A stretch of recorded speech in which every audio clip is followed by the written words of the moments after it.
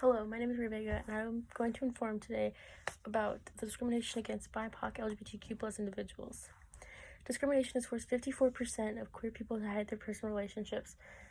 55% of transgender people have reported avoiding public places and public events for the same reasons.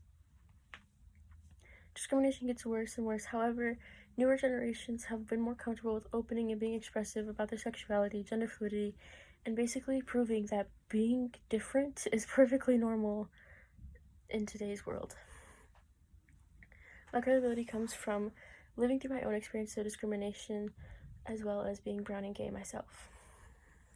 I will be touching upon BIPOC youth that also identifies LGBTQ+, having experienced higher rates of social discrimination and isolation, which will also lead to a very large mental health decline in those people. LGBTQ+ youth and young adults who have harder time looking for representation in celebrities or famous people. And lastly, I'll be touching on LGBTQ+ representation on college campuses. First, we're going to discuss how youth who are Black, Indigenous, or people of color, how we get the BIPOC, that also identifies LGBTQ+, the representation of their sexual orientations and gender identities experience higher rates of social discrimination and isolation. This comes from bullying, cultural family rejection, and lack of social support. Bullying is something that is still happening in our world and really shouldn't be happening, but it's something that's kind of out of our control, but at the same time we can stop it. Bullying leads to people having very harsh ideas of themselves in their heads, which can lead to suicidal thoughts and just an unhealthy mentality.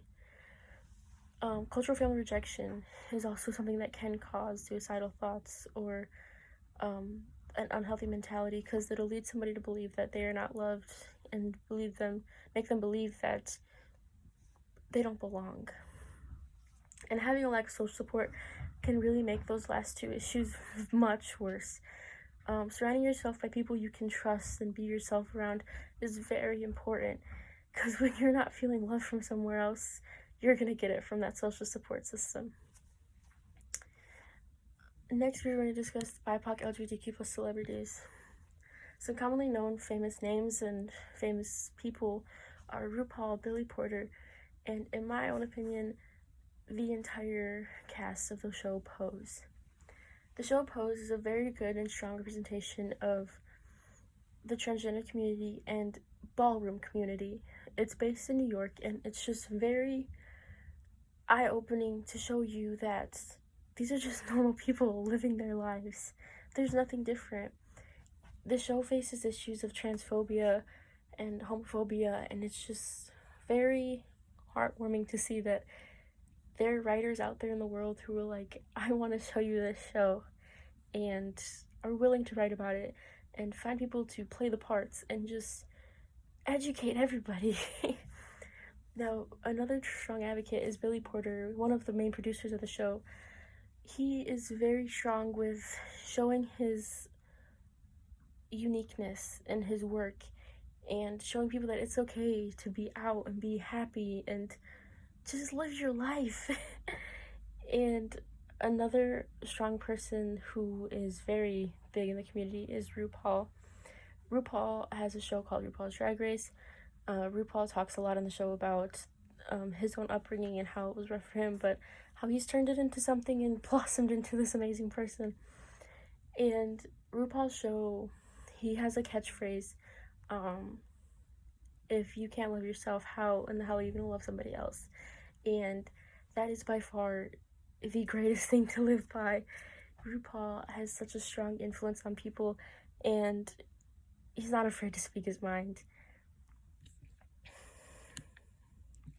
Lastly, LGBTQ+ representation on college campuses.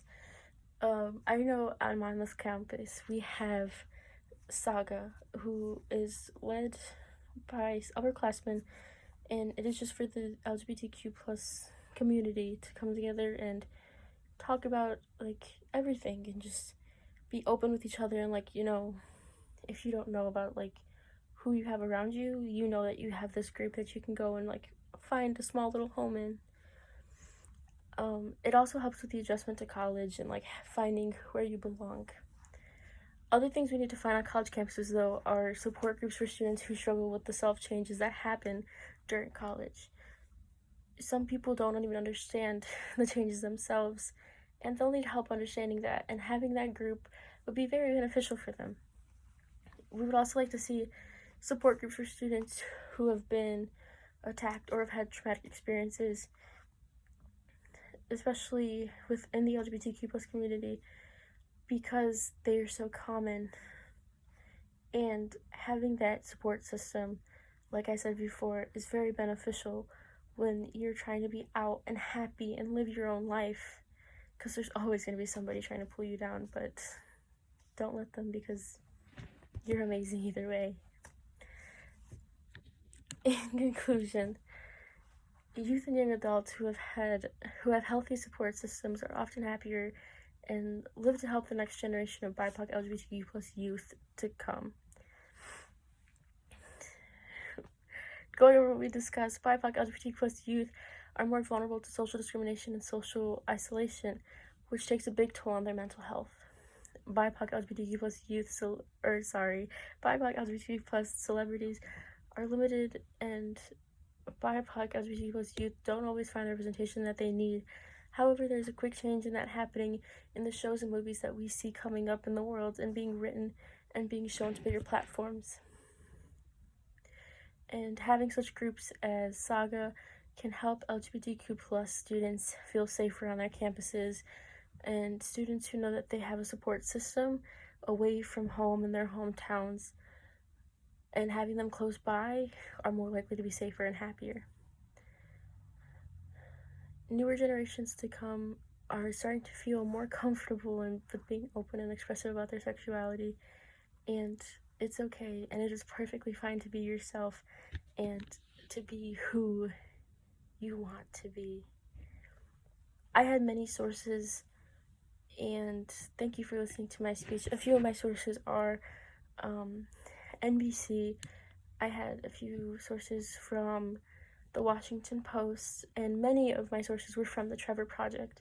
The Trevor Project is very strong with the LGBTQ plus community and helping youth find ways to feel comfortable and how to feel at home if your home isn't safe for you.